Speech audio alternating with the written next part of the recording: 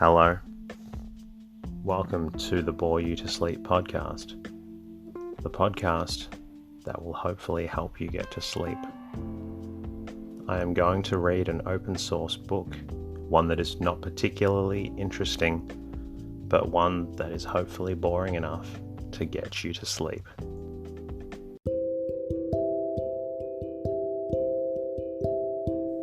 Is there something interfering with your happiness, or is preventing you from achieving your goals? I know there have been times in my life where I've struggled with sleeplessness, which is why I strive to help people everywhere with theirs. I'm proud to have partnered with a new sponsor, BetterHelp. BetterHelp will assess your needs and match you with your own licensed professional therapist, which doesn't take long at all. It's not a crisis line. It's not self-help. It is professional counseling done securely online. You can schedule weekly video or phone sessions in the comfort of your own home. You can also log in to your account anytime and send a message to your counselor when you need. You'll have access to a broad range of expertise in BetterHelp's counselor network, which may not be locally available in many areas. BetterHelp is committed to facilitating great therapeutic matches, so they make it easy and free to change counselors if needed. Visit trybetterhelp.com/bore you to sleep. That's trybetterhelp, and join over 500,000 people taking charge of their mental health. Special offer for Bore You to Sleep listeners with 10% off your first month at trybetterhelp.com/bore you to sleep. Tonight's reading comes from A Treatise on Bread and Bread Making by Sylvester. Most people love bread, but we don't often pay enough attention to how bread is made. This story is all about bread and bread making, and I look forward to reading this to you as you slowly fall asleep. My name is Teddy, and I aim to help people everywhere get a good night's rest. Sleep is so important, and my mission is to help you get the rest that you need. The podcast is designed to play in the background while you slowly fall asleep. I'm truly grateful that you have chosen this podcast to help you fall asleep. Special thank you to every listener that I have heard from this week. Thank you to O'Murder for your lovely comment on Castbox. I'm glad the podcast is continuing to help you fall asleep. Thank you to iTunes listener, Hello from DC2, for your lovely review on iTunes. And thank you to Bread Blooms for your lovely Insta story. If bread is your thing, then tonight's episode is for you. If you're a regular listener of the show and want to say thank you, a great way to support the show is to become a Patreon or sponsor at boreyoutosleep.com. For all the other listeners out there who find the podcast beneficial, please leave a review and comment in your podcast app. Even one sentence helps out. If you would like, you can also say hello at boreyoutosleep.com. I'm also on Twitter and Instagram at boreyoutosleep. You can also find me on Facebook by searching Bore You to Sleep Podcast. In the meantime, lie back, relax, and enjoy the readings. A Treatise on Bread and Bread Making by Sylvester. Preface. There are probably few people in civilized life who, were the question put to them directly, would not say that they consider bread one of the most, if not the most important article of diet which enters into the food of man. And yet there is, in reality, almost a total and universal carelessness about the character of bread. Thousands in civic life will, for years, and perhaps as long as they live, eat the most miserable trash that can be imagined, in the form of bread, and never seem to think that they can possibly have anything better, nor even that it is an evil to eat such vile stuff as they do. And if there is occasionally an individual who is troubled with some convictions that his bread is not quite what it should be, he knows not how to remedy the difficulty, for it is a serious truth that although nearly every human being in civilized life eats bread of some kind or another, yet scarcely anyone has sufficient knowledge of the true principles and processes concerned in bread making, and of the actual causes of the bad qualities of bread, to know how, with any degree of certainty, to avoid bad and secure good bread. I have thought, therefore, that I could hardly do society a better service than to publish the following treatise on a subject which, whether people are aware of it or not, is in reality of very great importance to the health and comfort of every one. It has been prepared for the press with more haste, under more embarrassments from the other engagements, and with less severity of revision than I could wish. Yet whatever may be its defects of arrangement, method, or style, I have taken care to have the principles correct, and the instructions such as, if attended to, will enable every one who is heartily devoted to the object to make good bread. I must, however, acknowledge that I have very little expectation that proper attention will be paid to this subject, as long as the dietetic habits of society continue to be what they are, while the various preparations of animal food constitute so important a portion of human element.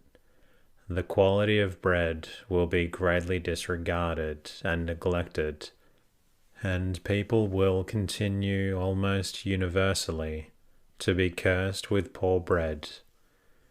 Nevertheless, I trust some good will be done by the little work I now send out, and I am not without hope, and it will be the means of a considerable improvement in the quality of bread, and, as a natural and necessary consequence, an improvement in the health and happiness of those who consume it.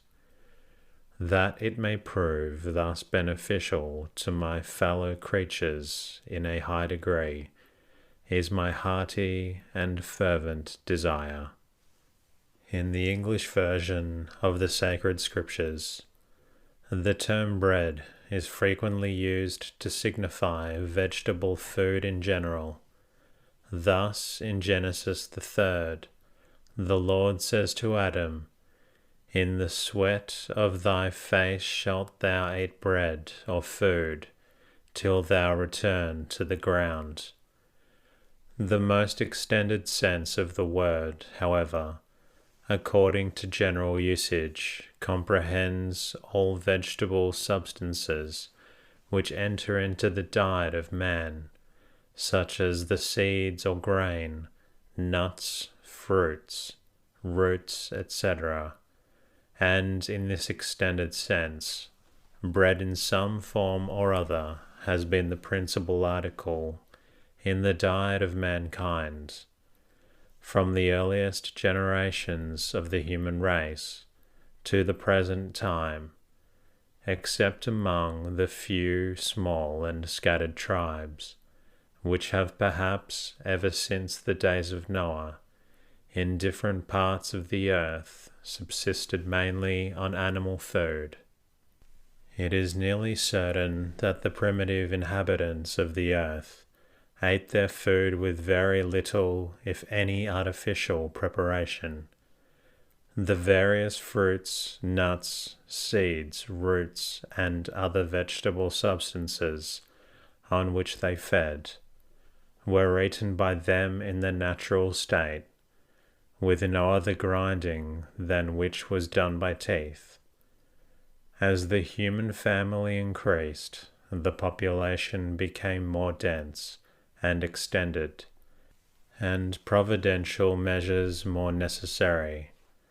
The condition and circumstances of society gradually led to the invention and adoption of the simple and at first rude arts of domestic life. Among these was that of bruising the harder articles of their food, such as nuts and seeds or grain, on flat stones, selected and kept for the purpose. By constant use, these stones in time became hollowed out, and being thereby rendered more convenient, men at length began to form mortars and pestles from stones, and probably the next step was the construction of the rude kind of hand mills, which continued in use for many centuries, and indeed which, with the stone mortars, have throughout all ages, and in almost every portion of the earth, been used in the ruder states of society.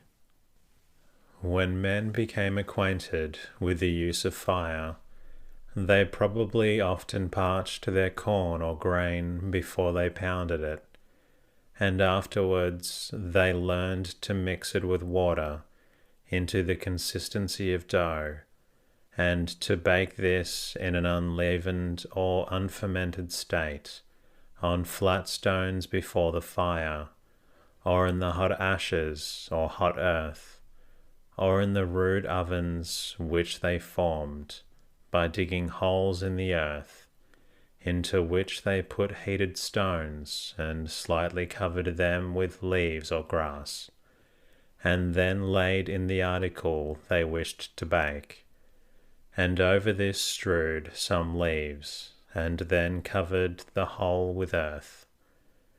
This kind of unleavened bread undoubtedly constituted a very important, if not the principal article of artificially prepared food in the diet of the primitive inhabitants of the earth.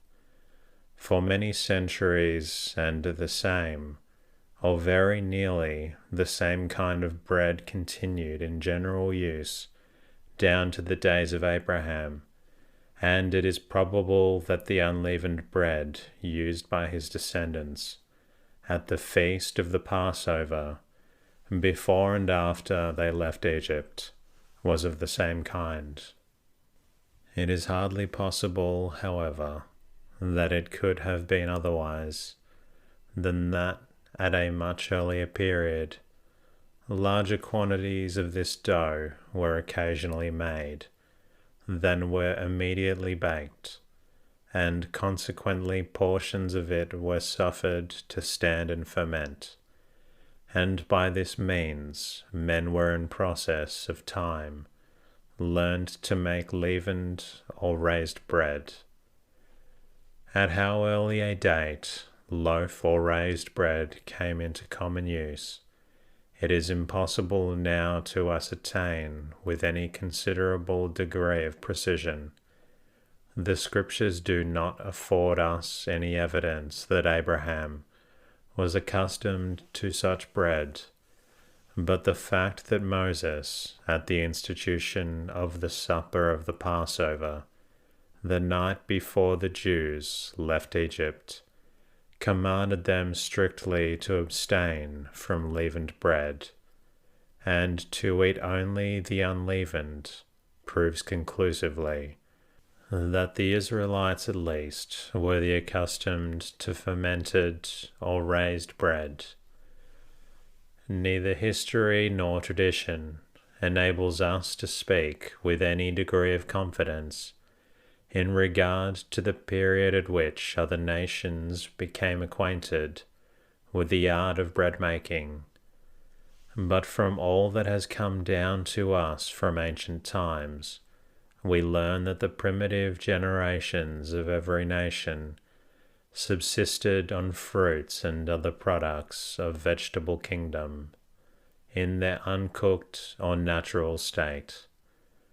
The Greeks assert that they were taught the art of making bread by their god, Pan, and Pliny informs us that this art was not known at Rome till near 600 years after the foundation of that city. The Roman armies, he says, on their return from Macedonia, brought Grecian bakers into Italy. Before this time, the Romans prepared their meal in a kind of pap or soft pudding, and on this account Pliny calls them pap eaters. But though the Egyptians and Israelites were probably among the earliest portions of the human family who became acquainted with the art of making loaf or raised bread, the quality of their bread continued to be exceedingly simple and coarse for many generations. Even after the establishment of the Hebrew nation in Palestine, in the most splendid days of Jerusalem, at the period of the highest refinement of the Jews, in the arts of civil and domestic life, their fine flour, from which their choicest bread and cakes were made, was in comparison with modern superfine flour, extremely coarse, ground mostly by females, in hand mills constructed and kept for that purpose. From Rome the art of bread making was very slowly found its way over considerable portions of Europe.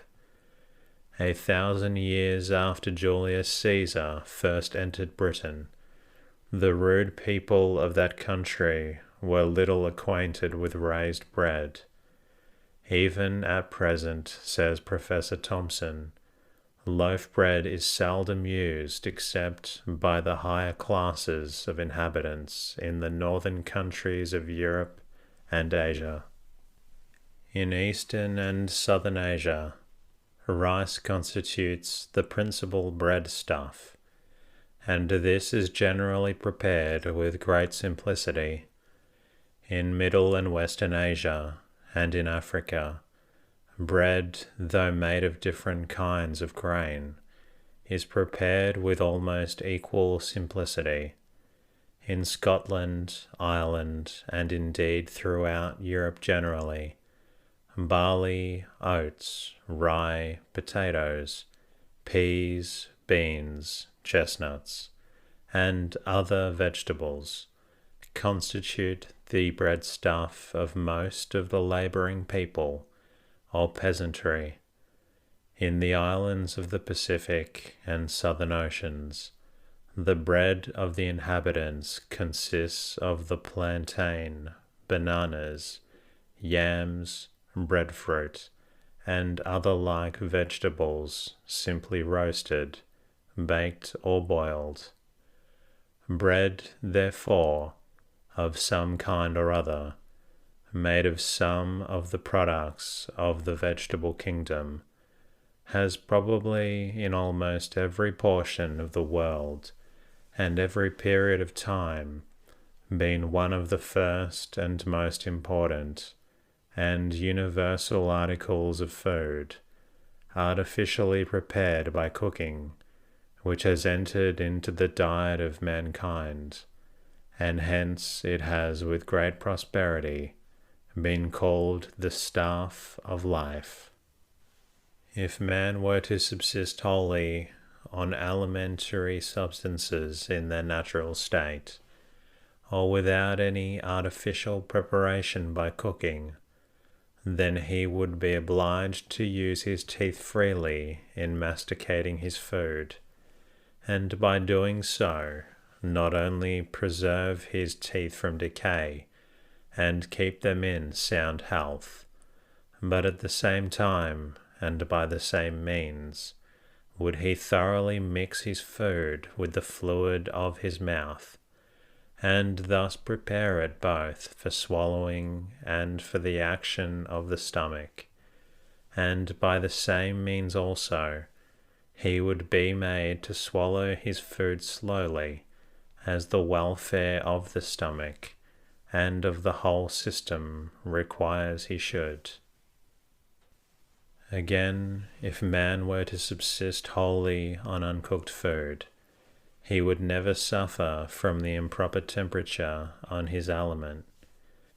Hot substances taken into the mouth serve more directly and powerfully to destroy the teeth than any other cause which acts immediately upon them, and hot food and drink received into the stomach always in some degree debilitate that organ, and through it every other organ and portion of the whole system, diminishing as an ultimate result the vital power of every part, impairing every function, and increasing the susceptibility of the whole body to the action of disturbing causes and predisposing it to disease.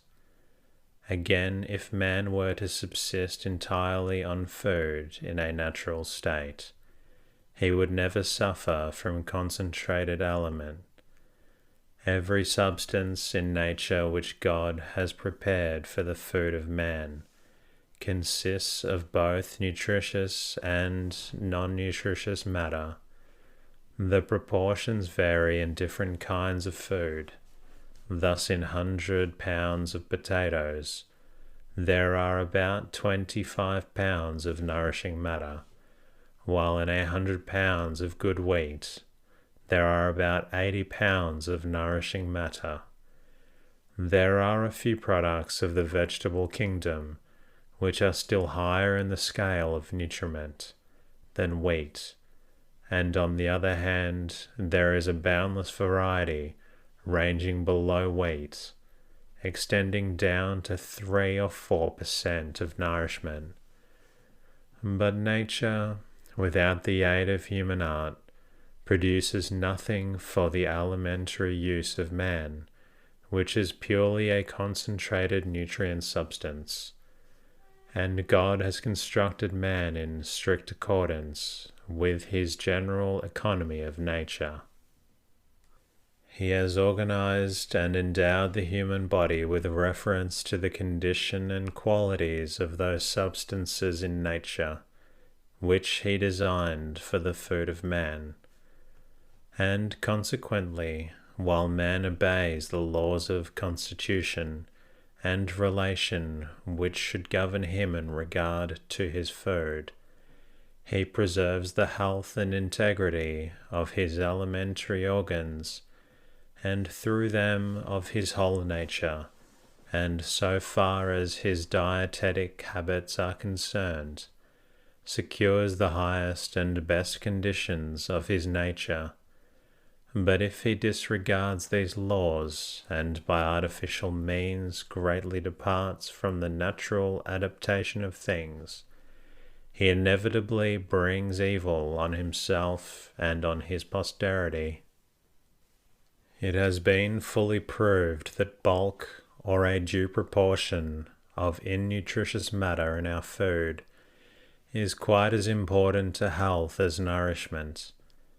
Human beings may subsist from childhood to extreme old age on good potatoes and pure water alone, and enjoy the best and most uninterrupted health, and possess the greatest muscular power and ability to endure protracted fatigue and exposure. But if the purely nutrient matter of the potato be separated out by artificial means and human beings fed exclusively on this concentrated form of element and water pure, they will soon perish, because the alimentary organs of man are not constituted and endowed for such kinds of food. And this is true of all animals, in the higher orders at least. We know that dogs fed on sugar and water, gum and water, fine flour bread and water, or any other kind of concentrated aliment, will soon languish and droop and emaciate and die. But if a due proportion of proper innutritious substance be mixed with these concentrated forms of aliment, the dogs will subsist on them and remain healthy. So if horses, cows, deer, sheep, and other grass-eating animals be fed on grain alone, they will soon lose their appetite and begin to droop, and will shortly perish. But if a due proportion of straw or shavings of wood be given with them their grain, they will continue to do well. Man is affected in the same manner.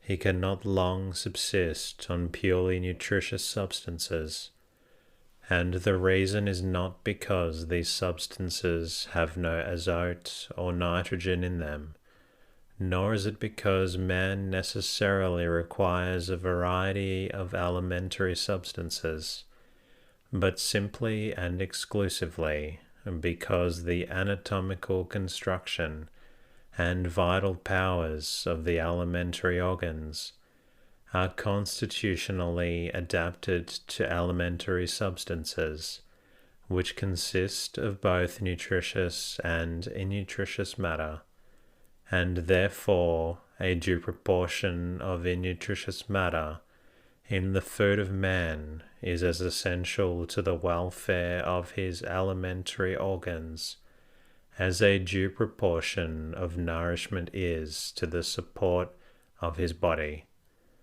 Again, if a man subsisted wholly on uncooked food, he would not only be preserved from improper concentrations, but also from pernicious combinations of alimentary substances.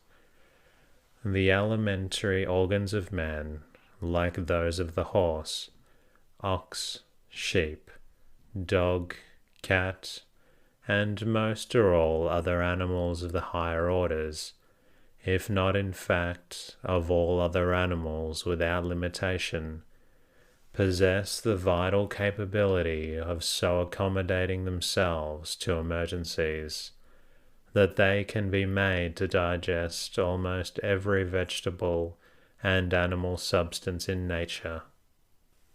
Nevertheless, it is incontestably true that the alimentary organs of man and of all animals can manage one kind of food at a time better than a mixed ingestion, for it is important that the solvent fluids secreted by the stomach and other organs belonging to the alimentary apparatus should be at the same time equally well adapted to the entirely different kinds of foods.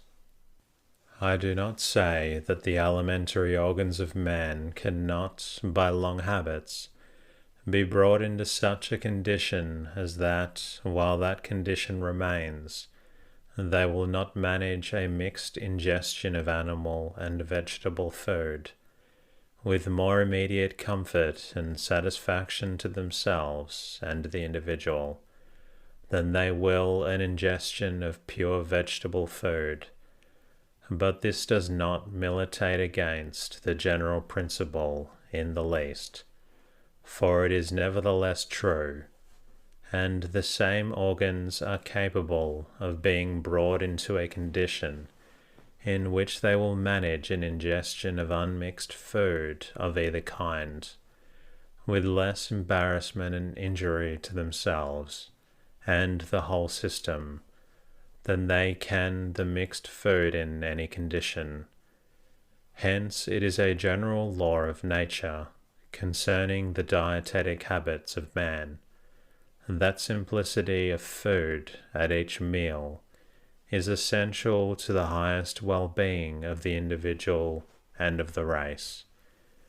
God has unquestionably provided a great and rich variety of substances for man's nourishment and enjoyment, but it is equally certain that he did not design that man should partake of all this variety at a single meal, nor in a single day nor season, but from meal to meal, from day to day, and from season to season, varying his enjoyment in strictest consistency with the great laws of his nature.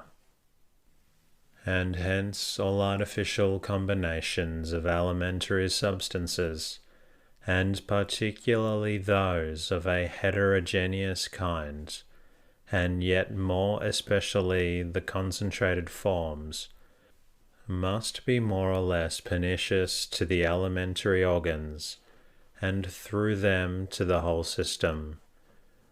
Finally, if man subsisted wholly on uncooked food, the undepraved integrity of his appetite, his thorough mastication and slow swallowing, and his simple meal would greatly serve to prevent his overeating, and thus save him from the ruinous effects of one of the most destructive causes operating in civic life.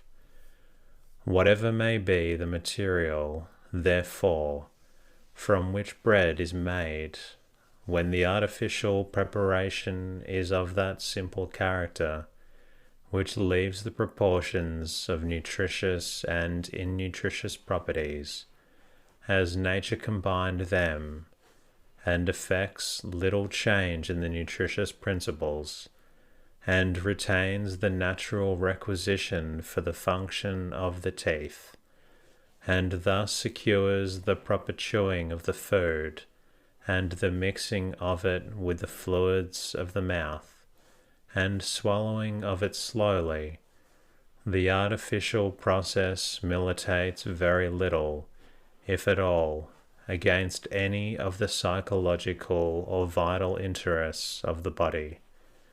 But if our artificial process of bread making concentrates the nutrient properties and destroys the due proportion between the bulk and nourishment, and forms improper changes and combinations in the nutrient elements, and does away the necessity for mastication or chewing, and presents the food in too elevated a temperature or too hot, and enables us to swallow it too rapidly, with little or no exercise of the teeth, and without properly mixing it with the fluids of the mouth, the artificial process or cooking is decidedly and often exceedingly inimical, not only to the vital interests of the alimentary organs, but of the whole human system.